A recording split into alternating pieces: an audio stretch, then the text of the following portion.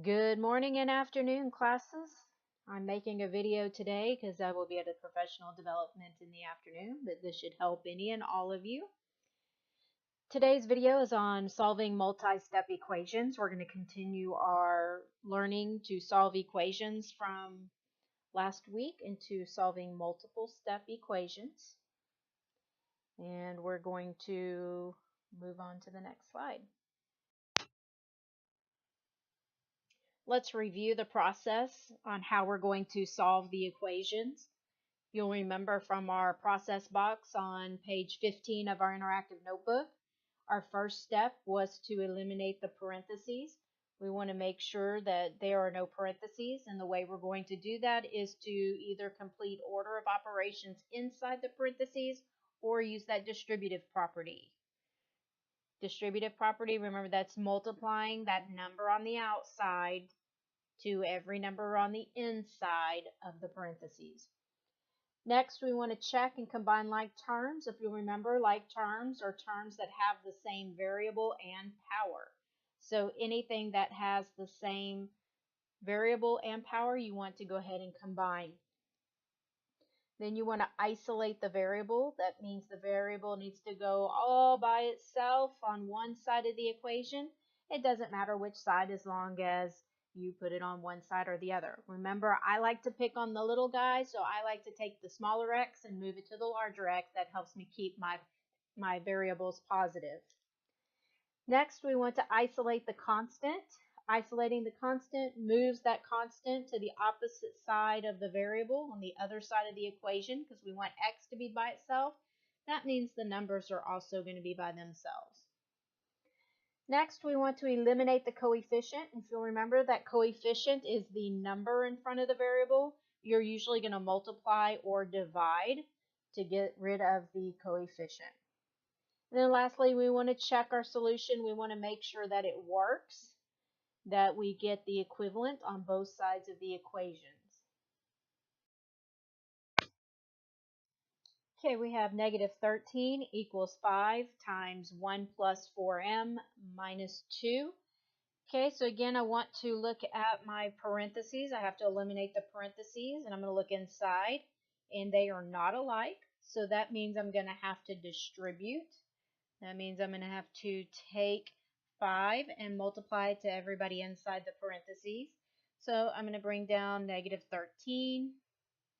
That's going to equal 5 times 1 is 5. And 5 times 4m is 20m. It's supposed to be a 0. Minus 2m. Okay. Now the next thing we want to do is we want to combine like terms. So negative 13 is a constant. It's all by itself. I have 5, I have a 20m, and I have a negative 2m.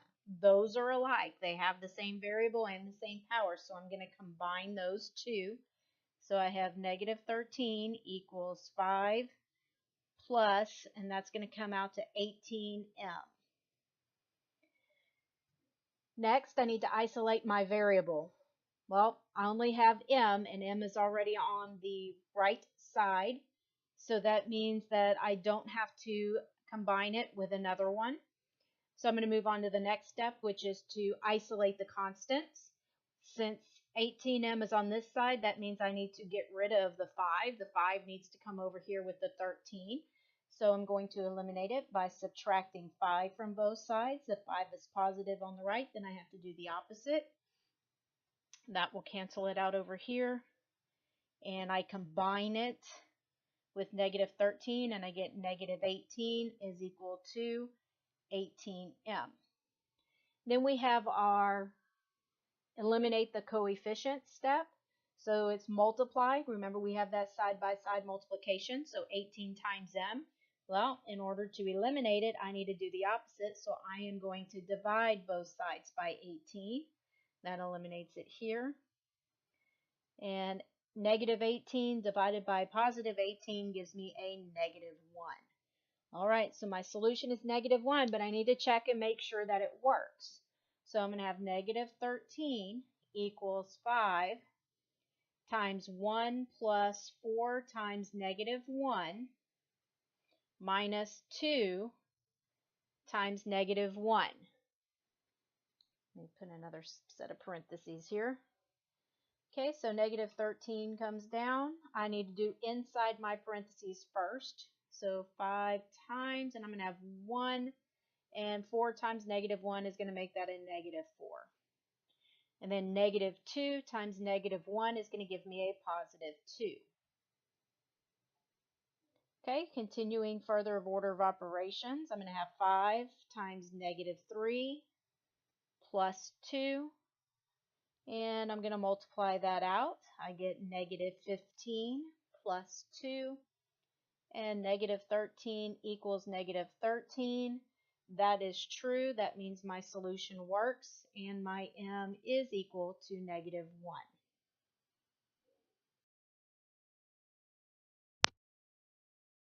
So we have 3 times 4k minus 4 equals negative 5k minus 32. So first thing I want to look at is my parentheses. I've got to eliminate them. Inside, they are not alike. That means I'm going to have to distribute. So 8 is being multiplied to everybody inside the parentheses. So 8 times 4k is 32k.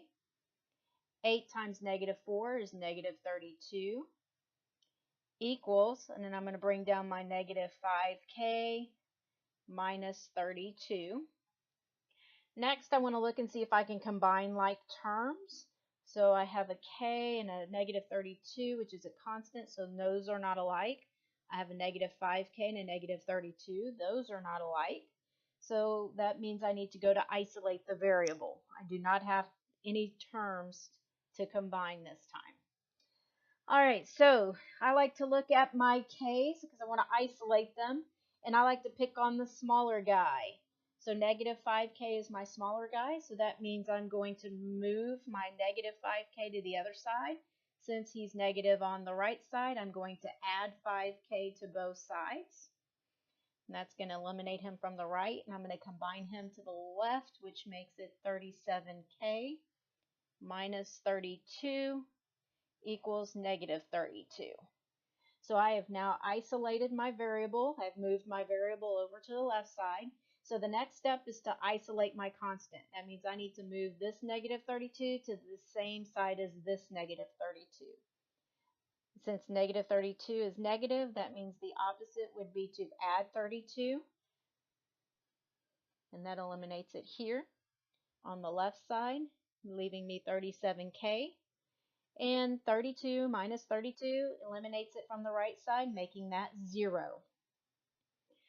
The next step would be to eliminate the coefficient.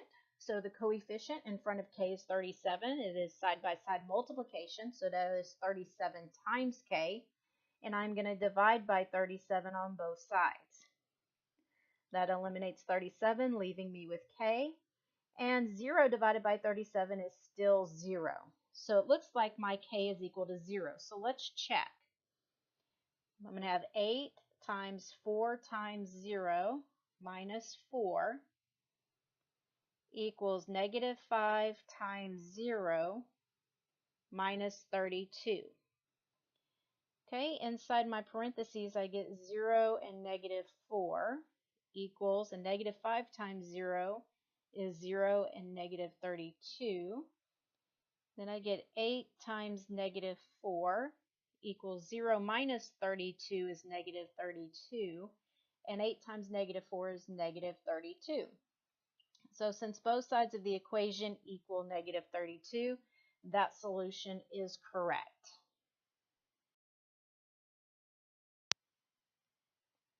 Okay, here's our last example. We have 3 times b plus 1 minus 5 equals 3b minus 2. Again, I'm going to look at the parentheses. I need to eliminate the parentheses first, and I can't do anything inside, which means we are going to distribute.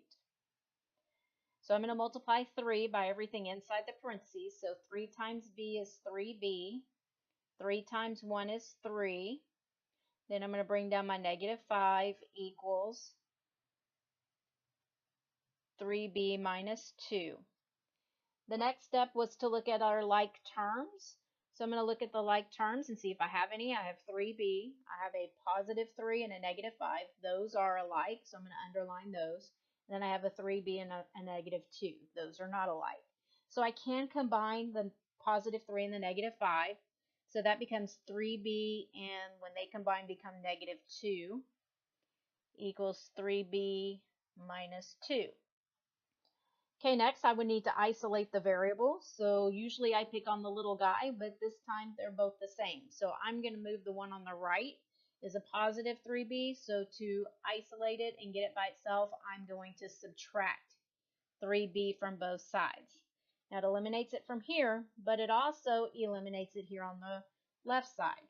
That leaves me with negative 2 equal to negative 2. So what happens now that we have the variable eliminated? Well, this is going to be a little mini lesson. Okay, anytime your variable is eliminated and negative 2 does equal negative 2, and that makes it a true statement, then that means our solution is infinite. Okay, we have an infinite number of solutions. That means I can pick any number and it would be correct in there. So b could equal negative 3. When I plug in negative 3, it's going to work. I can plug in 0. 0's going to work. I can plug in 100. 100's going to work. I can pick 2.3456, and that's going to work. Okay, so what happens if, say, we solve this problem and I got negative 1 is equal to negative 2? Say the variables canceled out, and now that is not a true statement. Okay, when it's not a true statement, then there is no solution. That means there is no number I can put in there that would make this equation work. Okay, so if it comes out false and not true and not equal, then there is absolutely no solution. And what you've noticed in the previous ones is that we've had solutions. Okay, if we had b equal to negative 2, then we would have one solution. And we know what it is. It's negative 2. So this is a little mini lesson that when your variables cancel out on you, there is a way to handle it.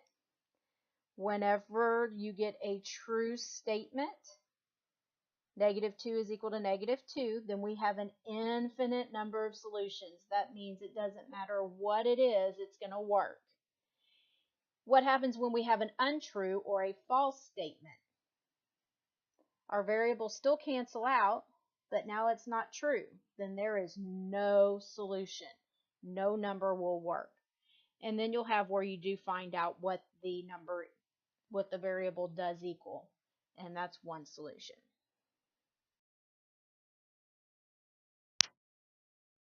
Okay, so this will be the end of our video. I hope it was very helpful for you, and I hope that you can follow the process and complete your work.